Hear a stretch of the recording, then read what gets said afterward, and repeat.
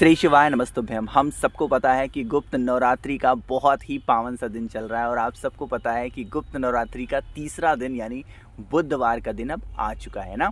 और इस दिन हम सभी लोगों को हेमवती माता का एक छोटा सा उपाय करना। देखो, ज़रूरी नहीं है कि ये उपाय गुप्त नवरात्रि के तीसरे दिन करना, चौथे दिन करना, ऐसा नहीं ज़रूरी। आप किसी भी दिन कर सकते हो, बट यह उपाय गुप्त नवरात्रि में, जो मेन नवरात्रि आती है चैत्र वाली, शरदीय वाली, वो नहीं, इसको गुप्त नवरात्रि में करते हैं। हेमवती माता का ये उपाय, बहुत लोग परेशान होते हैं अपनी विशेष को लेके, अपनी इच्छा को लेकर के, तो हम इस उपाय के बारे में बात करेंगे।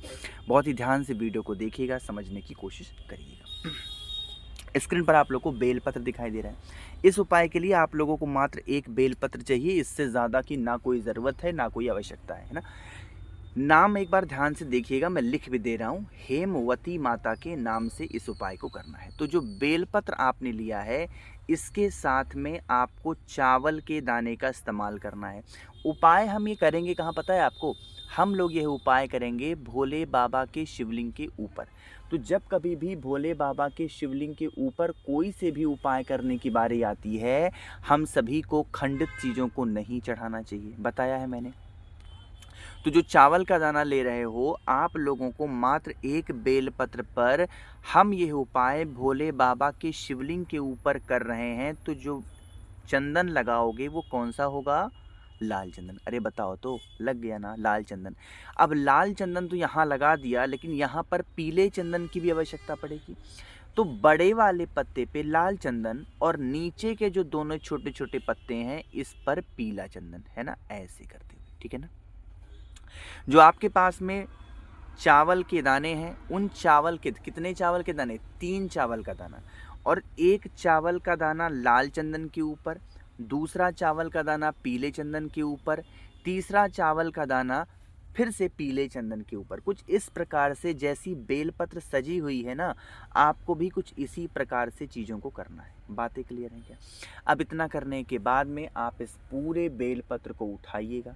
जो आपकी विशेष हो, जो आपकी कामना हो, जो आपकी मनोकामना हो, उस इच्छा से आप इसको उठाएंगे।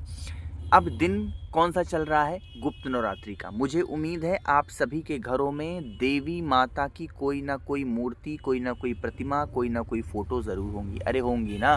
तो क्या करना, जो भी फ़ोटोज़ आपके पास में हैं, जो भी मूर्ति हैं, सबसे पहले उस एक बेलपत्र को देवी माता के चरणों में समर्पित करना और उनसे विनती करना कि हे देवी माँ, आज इस गुप्त नवरात्रि के अवसर पे हम यह उपाय कर रहे हैं, हमें आशीर्वाद दें।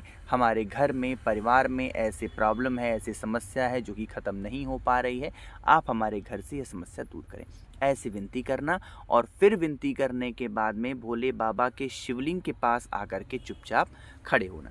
यहाँ पर आपको पता है कि देवी माता का स्थान कौन सा होता है? पता है आपको कि नहीं पता? देखो, जिस स्थान पर भोले बाबा की ये पिंडी विराजमान है ना, इस स्थान को हम बोलते हैं माता का हस्तकमल, यानी सॉरी, यानी देवी माता का स्थान कौन सा हुआ? आपका ये वाला। अरे हुआ कि नहीं हुआ? बताओ जल्दी से। हो गया। अब आपको क्या करना है, जो भी आपके पास में है, क्या? बेलपत्र। उस बेलपत्र को माता के हस्तकमल पर आपको रखना होगा, ठीक। यहाँ पर रख देना, विनती कर लेना, एक लोटा जल चढ़ा देना, अपनी इच्छा कहते हुए। जो भी व्यक्ति इस उपाय को सच्ची श्रद्धा, सच्चे मन के साथ करता है, उनके घर में, उनके परिवार में, उनकी फैमिली में कभी भी किसी भी रूप में कैसा भी संकट, परेशानी, समस्या नहीं आती है। घर में सुख शांति बनी रहती है ना। करिएगा ज़रूर। आगे बढ़ते हैं। गुप्त नवरात्रि पे करने वाले हम लोग अपने दूसरे उपाय की तरफ, जो कि हमें करना है लौंग के साथ में। अच्छा, मैंने आप लोग को कल की वीडियो में बताया था, या फिर जब गुप्त नवरात्रि स्टार्ट हुई थी तब मैंने आपको समझाया था कि नवरात्र के दिनों में क्या होता है, जो देवी माता का वास माना जाता है वो कहाँ पर होता है? नीम पेड़ के नीचे। ये उपाय इसलिए समझा रहा हूँ ना, बहुत सारे के कमेंट आए थे कि भैया क्या यह ज़रूरी है कि नीम का पेड़ बड़ा होना चाहिए? तो अगर आपने गुरुजी की कथा ध्यान से सुनी होगी, तो गुरुजी क्या कहते हैं कि जब कभी भी किसी भी वृक्ष के नीचे कोई सा भी उपाय करो, ठीक है ना, क्या? जब कभी भी किसी भी वृक्ष के नीचे कोई सा भी उपाय करो, तो आपके ऊपर उस वृक्ष की छाया पड़नी चाहिए, तो वह उपाय सफल माना जाता है। लेकिन अब मान लो कि आपको घर से बाहर नहीं निकलने देते, या फिर ऐसी कोई कंडीशन है घर में जिसकी वजह से बहुत रोक टोक है, तो आपको कहाँ जाना चाहिए? नीम वृक्ष के नीचे, चाहे गमले में लगा हो फिर कहीं पे भी। और गुप्त नवरात्रि में नीम वृक्ष के नीचे पहुंच करके आप सभी लोगों को क्या करना है? 2 लौंग लेना है ना। ऐसा माना जाता है कि माता को भोग लगाया जाता है। किस चीज़ का भोग? लौंग का भोग। और क्या लिखा हुआ है? लौंग का जोड़ा। तो जब एक लौंग के जोड़े की बात आए, जोड़ा मतलब 2, तो 2 लौंग लेना और उसे लेकर के नीम वृक्ष के नीचे चुपचाप चले जाना। यहाँ पर पहुँच करके देवी माता से विनती करना। विनती कैसे करोगे? नीम वृक्ष को टच करके, या अगर परिक्रमा लगा सकते हो, परिक्रमा कर सकते हो तो बहुत अच्छी बात है। परिक्रमा करके क्या करना है? आपको ऐसे गोल गोल घूम लेना, ठीक है ना। नीम वृक्ष पर चुपचाप ऐसे गोल गोल गोल गोल आपको ऐसे घूम लेना है। और घूमने के बाद में आपको वही 2 लौंग का भोग वहाँ पर चढ़ा देना। अगर आपके घर में किसी भी रूप में कैसा भी कष्ट होगा, या ऐसा माना जाता है किसी ने घर में आपके कुछ करा धरा दिया, तो वो भी आपके घर से समाप्त हो जाता है, वो भी आपके घर से ख़त्म हो जाता है ना। तो करना ज़रूर है, किसी को बोलना बिल्कुल भी नहीं होगा। आगे बढ़ते हैं। अब इस वीडियो पे करने वाले हम लोग तीसरे उपाय की तरफ, जो कि हमें करना है भाई काली मिर्च के साथ में। लेकिन वही एक बात दोबारा से आपसे कहना चाहता हूँ कि जितने भी लोग आज मेरी आवाज़ पहली बार सुन रहे हैं, चैनल को ज़रूर सब्सक्राइब करेंगे, वीडियो को लाइक सभी को करना है ना। चलो समझने की कोशिश करते हैं। यहाँ पर आपको काली मिर्च जब दिखाई दे गई, इसका मतलब ये उपाय हम किसके लिए करेंगे भाई? रोग बीमारी के लिए। कि घर में, परिवार में कोई ऐसा प्रवृत्ति का व्यक्ति है जो रोगी है, मतलब उसकी बीमारी ठीक नहीं हो पा रही है, वो चिंतित रहता है, वो परेशान रहता है, देन आपको क्या करना है? ऐसे काली मिर्च से इस उपाय को करना है। कितनी काली मिर्च लोगे? 5 काली मिर्च लेना। और आपको एक बात और पता होगी, तो 5 काली मिर्च खड़ी वाली लेना और फिर ले लीजिएगा चुपचाप एक बेलपत्र जो कहीं से कटी फिटी हुई ना हो, है ना।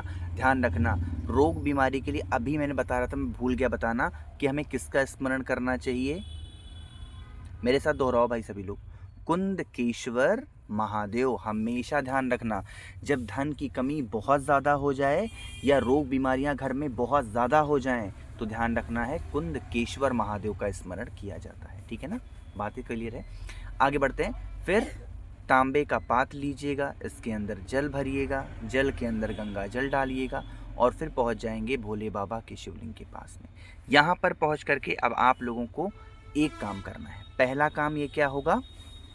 जो मैंने बेलपत्र आपको दिखाई उसी पर आप काली मिर्च को रखना। रिपीट कर रहा हूँ, जो बेलपत्र मैंने दिखाई उसी बेलपत्र पर काली मिर्च को रखना और शिवलिंग के ऊपर से घुमाना। कितनी बार? 5 बार।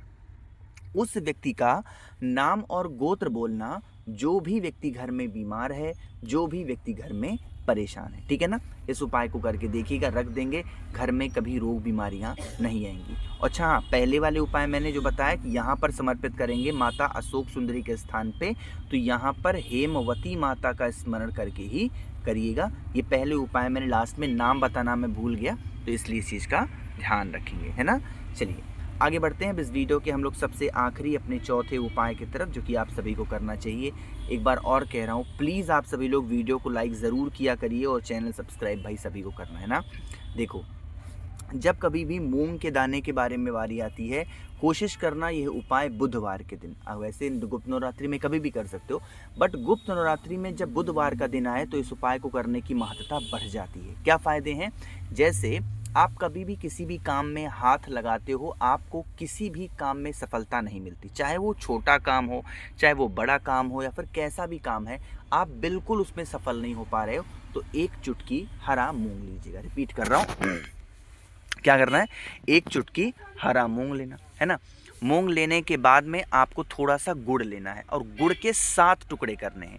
एक चुटकी खड़ा मूंग और गुड़ के 7 टुकड़े करने, और फिर इन दोनों चीज़ों को लेकर के पहुंच जाएंगे देवाधिदेव महादेव की शिवलिंग के पास में। यहाँ पर पहुंच करके अब आप लोग को पहला ही काम क्या करना है कि यहाँ पर भोले बाबा की शिवलिंग के ऊपर पहले जल चढ़ाना है, बाद में जल नहीं चढ़ाना आपको, है ना। पहले ही आप लोग को जल चढ़ा देना है। जो मूंग के दाने होंगे उसे भोले बाबा के शिवलिंग के ऊपर समर्पित करना, और जो गुड़ के 7 टुकड़े आप लोगों ने बच्चा किए हुए हैं उसे माता अशोक सुंदरी के स्थान पे कुछ ऐसे रखना, ठीक। रख करके हाथ जोड़ना, विनती करना, जो कामना है, जो इच्छा है, जो विशेष हैं उसकी पूर्ति के लिए। करके ज़रूर देखेंगे। आप जो कुछ भी मांग रहे हो या फिर आप जो कुछ भी मांगना चाहते हो वो सब कुछ आपको ज़रूर मिलेगा, ठीक है ना। करिएगा ज़रूर, किसी को भूलना नहीं है।